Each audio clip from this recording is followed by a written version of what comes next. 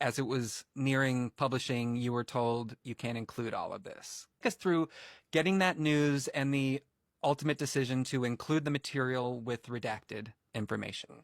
The biggest reason I even wanted to write a memoir is because I finally was ready to share this domestic violence story that had occurred when I was very young. And I'd finally made it through enough years of life and processing that I could even share it. It was a big secret I'd been keeping. And I really wanted to share it because domestic violence stories are often relegated to the corners, dark corners of the newspaper, dark corners of the internet, Lifetime movies. They're talked about in hushed tones. It's always like a faceless woman.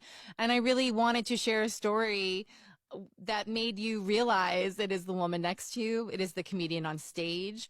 It could be you. And also I wanted to tell it with humor. And comedy. That's my style. Like, when do you ever get to read a domestic violence story like that? It's so painful to go into this because that was the thrust of the memoir. Not only was it the emotional reason for writing the memoir, it was the structure of the memoir. So it was the first chapter, it was the last chapter, it was a twist in the middle, and that had Easter eggs throughout.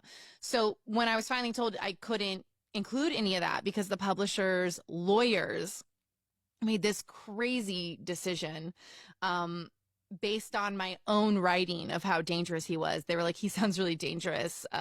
We don't want to take the risk of you including this. And they used my own writing against me. It was horrible. It was a horrible, horrifying, brutal experience. I've already been through the legal system twice with this case. And so to go through lawyers again who are supposed to be on my side, who are, working for the person publishing my book, to also brutalize